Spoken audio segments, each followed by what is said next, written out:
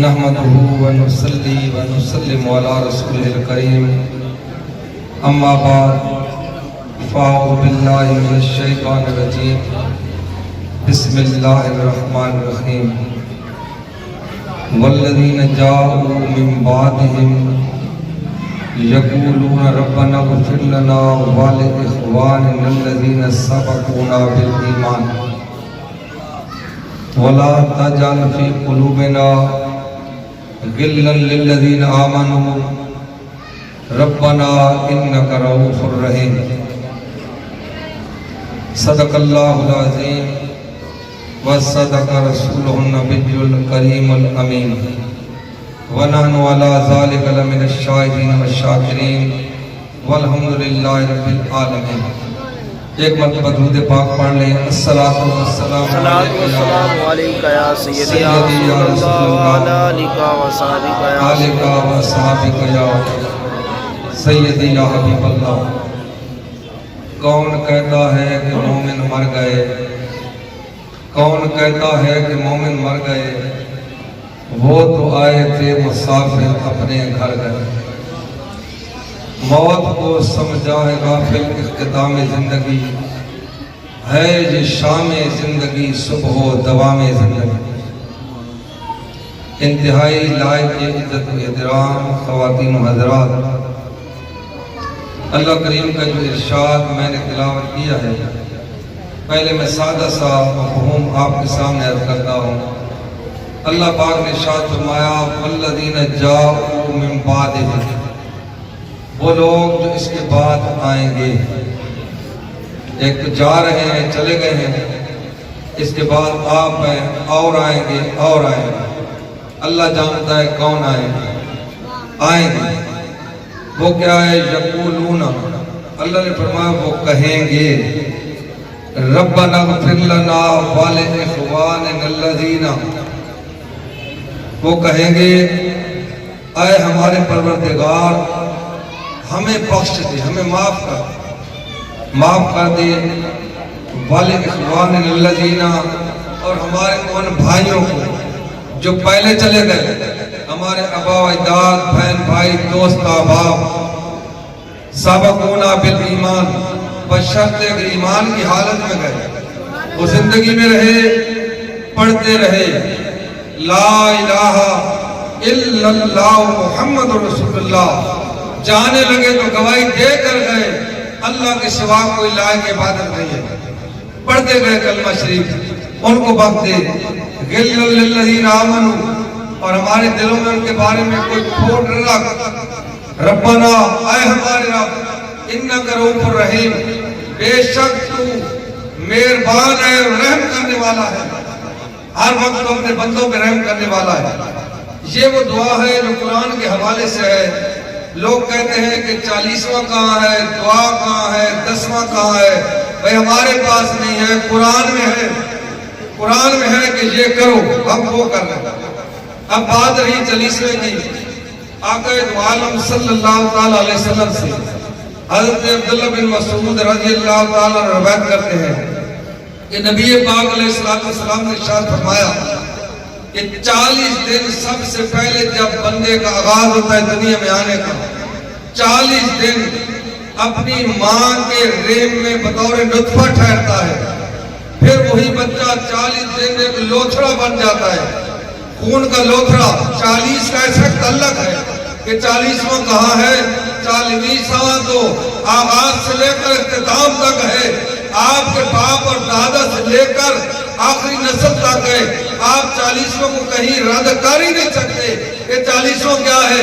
ایک اہل سنت کا 40واں ہے جس کے پیچھے آپ لگے ہوئے کہ دلائل نہیں ہے، اس کو چھوڑ دے، باقی 40 لے آئے۔ 40 دن لوتھڑ رہتا ہے، پھر اللہ کے فضل سے پھر گوشت بنتا ہے۔ 40 دن وہ گوشت کی شکل اختیار کر جاتا ہے، پھر فرمایا اللہ پاک اس کے بعد 40 دن کے اندر اس گوشت کے اندر ہڈیاں پیدا کر دیتا ہے۔ ہڈیاں پیدا ہوتی ہیں، ٹانگوں کی، بازوؤں کی، جسم کی، گردن کی، جو ہڈیاں ہیں اللہ پاک اپنے فضل سے پیدا کرتا ہے۔ پھر فرمایا 4 باتوں کے ساتھ اللہ پاک فرشتوں کو بھیجتا ہے، جا میرے فرشتے، یہ بیٹا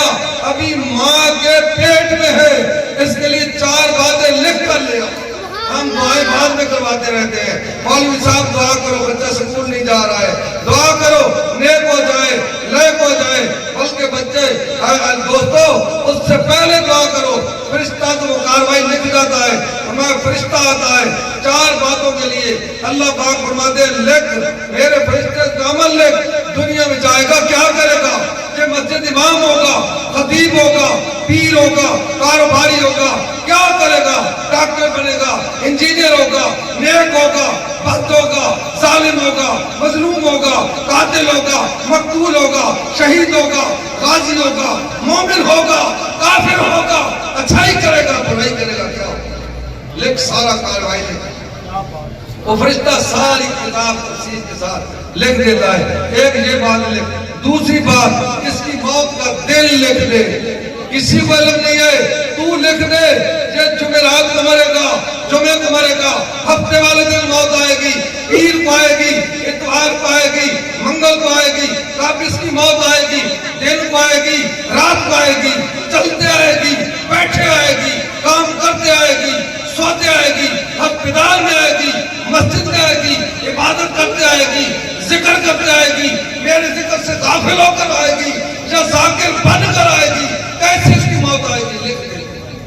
موت لکھی جاتی ہے. ہم کہتے ہیں فلاں ہو گیا, حادثہ ہو گیا, موت آ جاتی لکھی جاتی ہے. ہماری ایک بات یہ. تیسری بات اس کا رزق لکھ دے. اس کا رزق کہاں سے آئے گا؟ کہاں سے آئے گا؟ اس کا رزق کیسے ہوگا؟ چوری کر کے کھائے گا, ڈاکہ ڈالے گا, حرام کھائے گا, حلال کھائے گا, ناحق غصب کرے گا, جب کما کے کھائے گا, محنت کرے گا, کیسے کرے گا؟ اس کا رزق کتنا ہوگا؟ یہ دنیا میں رہے گا, اس کو مکان ملے گا یا نہیں؟ مکان میں ہوگا یا کوٹھی میں, جھونپڑی میں ہوگا یا عام مکان میں, شہر میں رہے گا یا پنڈ میں, گاؤں میں ہوگا یا دیہات میں, کھلا مکان ہوگا یا بڑا ہوگا؟ اس کے پاس اس کا جیب خالی ہوگا, جس میں دولت رہے گی, اس کے نیچے گاڑیاں ہوں گی یا کچھ نہیں ہوگا؟ سارا لکھ دے. اللہ کو فرشتہ لکھ دے. یہ رزق اس کا ہوگا, اتنا ہوگا. اور یہ بات کہ وہ آخری بات جو فرشتہ اللہ پاک فرماتا ہے میرے فرشتے یہ بھی لکھ دے نیک ہوگا یا بد ہوگا. نیک ہوگا یا بد. دعا کیا کریں اللہ کریم نیک اولاد عطا فرما, صالح اولاد عطا فرما, ہماری نسلوں کو, آنے والی نسلوں کو سعادت مند اولاد عطا فرما, عاشق رسول اولاد عطا فرما, توحید پہ قائم رہنے والی اولاد عطا فرما, اپنے اپنے نبی کے نعرے الاپنے والی اولاد عطا فرما. ہماری نسلوں میں حافظ قرآن پیدا فرما, قاری قرآن پیدا فرما, عالم دین پیدا فرما, نمازی پیدا فرما, غازی پیدا کر, شہید پیدا کر, نماز مسجد میں جانے والے پیدا کر. نعرے تکبیر.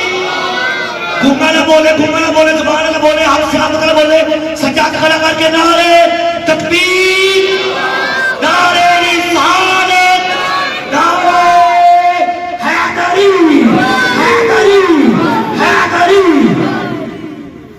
یہ 40 دن کو آپ یہ 9:40 بنتے ہیں.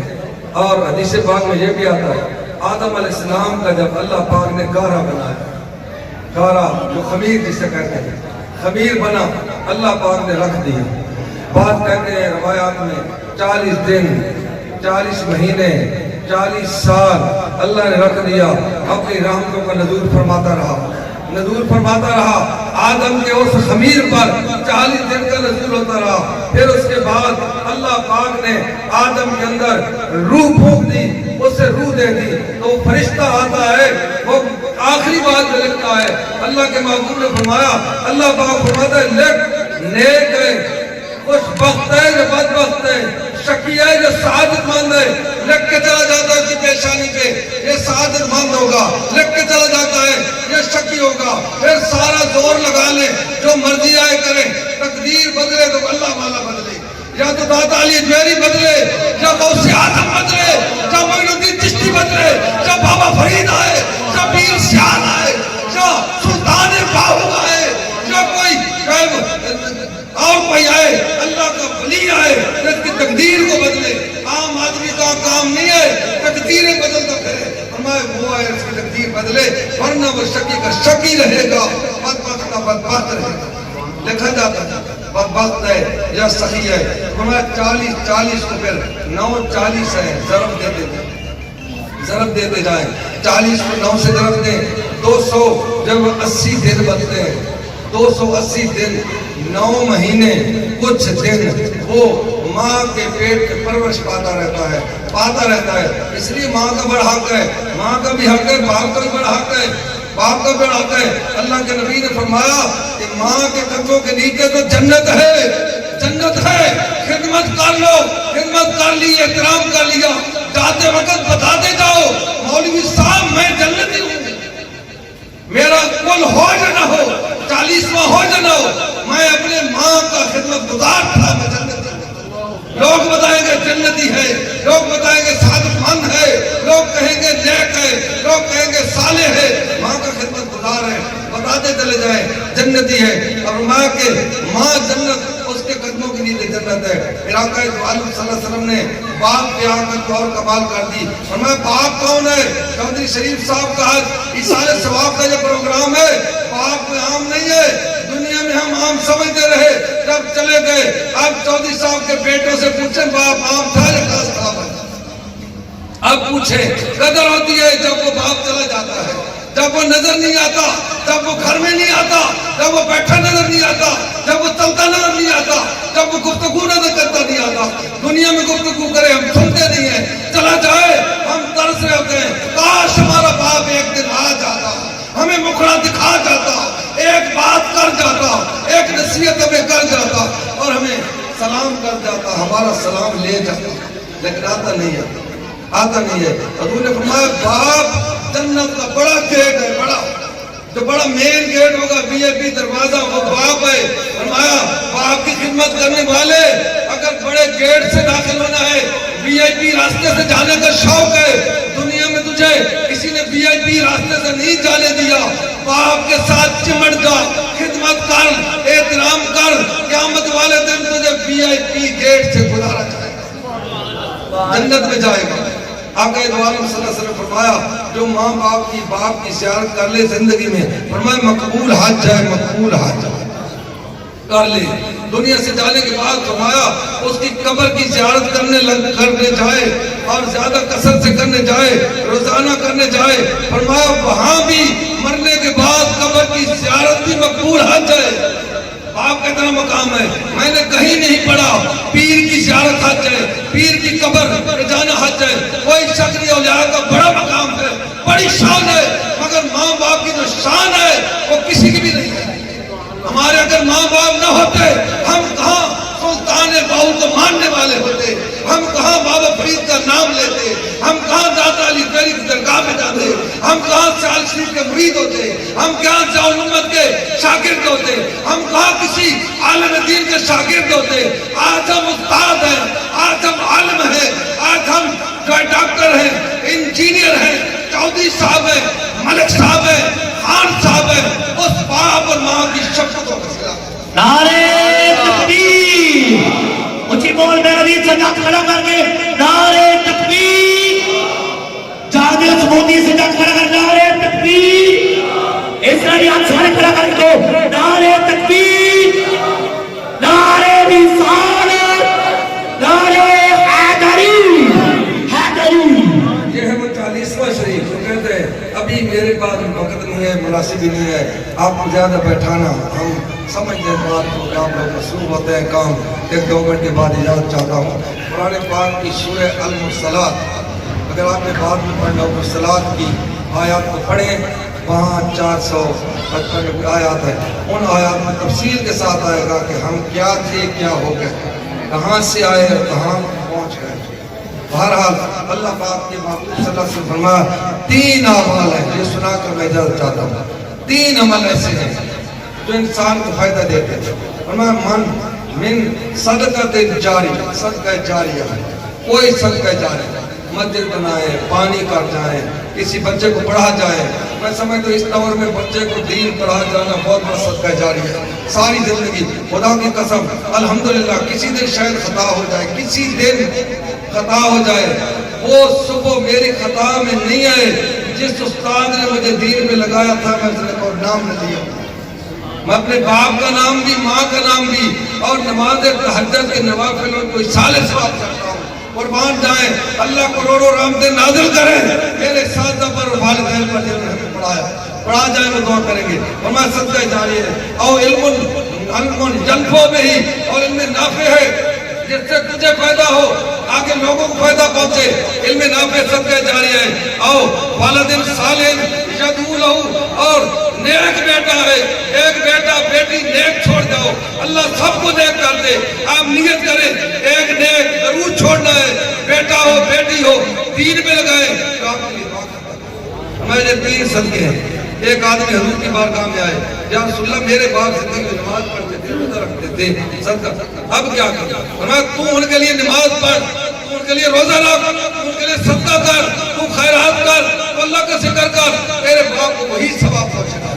آج میں چودھری محمد شریف صاحب کے بیٹوں اور بھائیوں سے کہتا ہوں، بچوں ایک پروگرام کر کے فارغ نہیں ہو جانا، نمازیں پڑھو، صالحین کے ساتھ تعلق رکھو، مسجد کے اماموں کو ملو اور حفاظ کو ملے، نمازیوں کو ملے، انہیں کہا کرے دوستو میرے باپ چودھری محمد شریف صاحب چلے گئے، دعا کیا کرے، دعا کروایا کرے، خود کیا کرے، ان کے لیے ان کے درجات دے کے بلند سے بلند ہوتے چلے جائیں گے، بلند سے بلند۔ اللہ کے باپ نے فرمایا ایک دن جب آئے گا لوگ قبروں سے اٹھیں گے، ان کے اجر و ثواب پہاڑوں کی برابر ہوں گے، پوچھیں گے کہاں سے آیا اتنا ثواب؟ میں تو اتنا نیک نہ تھا، میں تو عام کاروباری انسان تھا، میں تو سارے دن مزدوری کرتا تھا، میں تو محنت کرتا تھا۔ اسے بتایا جائے گا تیرے بیٹے تھے، تیرے بھائی تھے، تیرے عزیز تھے، انہوں نے تیرے پیچھے پڑا، دعا کی، ثواب کیا، صدقہ کیا، آج تیرے لیے ثواب کا ڈھیر لگے، سبحان اللہ، ثواب کا ڈھیر لگے۔